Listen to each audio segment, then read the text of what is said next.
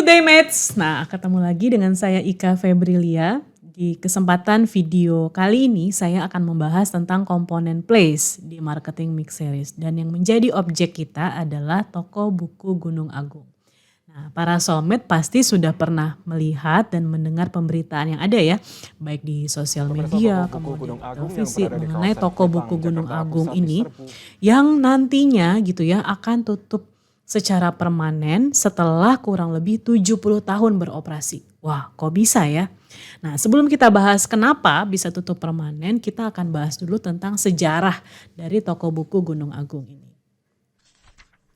Toko buku Gunung Agung atau PT GRA 13 didirikan pada tahun 1953 dengan toko pertamanya itu di Jalan Kuitang nomor 6, Jakarta Pusat.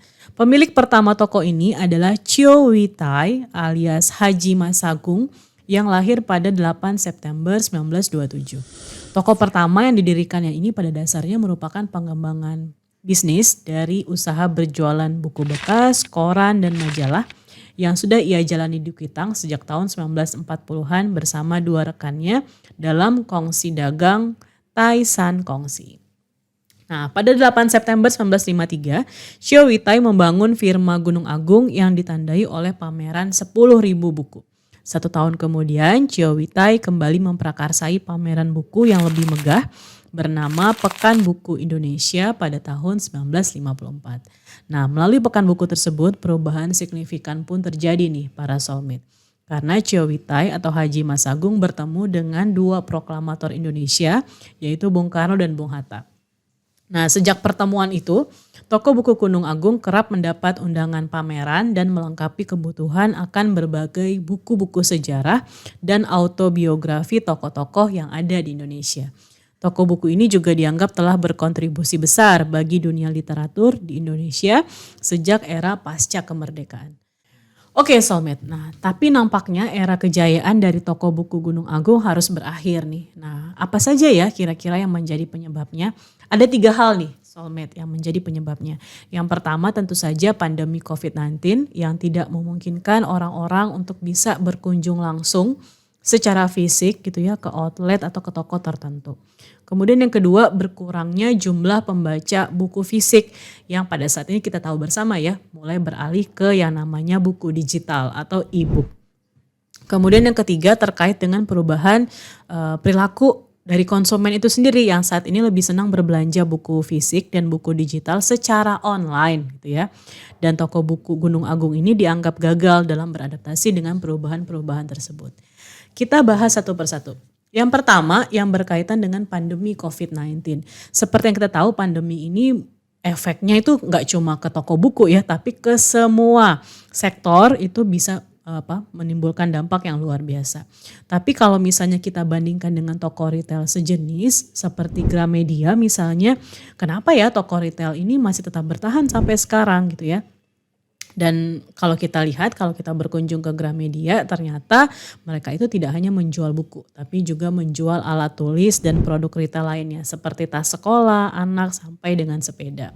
Nah mungkin ini adalah salah satu faktor yang menyebabkan toko buku Gunung Agung tidak mampu bertahan. Kemudian kita lanjutkan yang kedua, analisis yang kedua yaitu berkaitan dengan jumlah pembaca buku fisik yang beralih ke buku digital atau e-book. Nah beberapa ahli menyampaikan gitu ya, ada pro kontra sih terkait ini. Bahwa akan selalu ada pasar di mana orang-orang akan tetap senang berkunjung ke toko buku kemudian membaca bukunya secara langsung atau secara fisik. Apalagi jika toko buku yang bersangkutan itu juga menawarkan fasilitas yang lain yang membuat pengunjung menjadi nyaman saat membaca buku.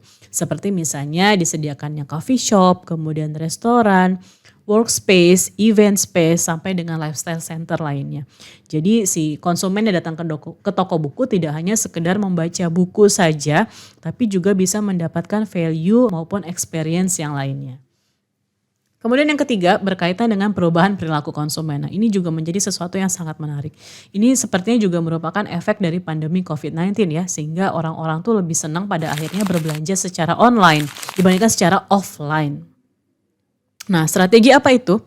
Strateginya dikenal dengan istilah hybrid channels atau multi-channel marketing, di mana satu perusahaan itu tidak hanya menerapkan satu strategi pemasaran saja, tidak hanya menggunakan satu channel saja, tidak hanya menggunakan satu media saja untuk bisa menjangkau semua segmen pasarnya.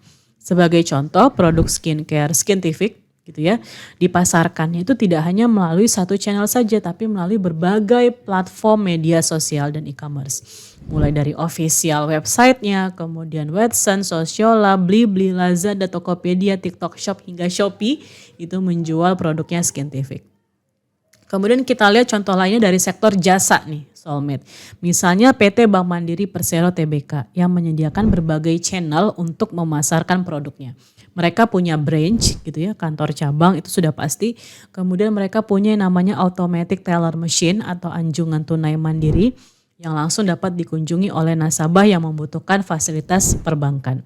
Kemudian mereka juga punya telemarketing di mana customer service ataupun telemarketer akan menghubungi para calon nasabah untuk menawarkan produk yang mereka miliki.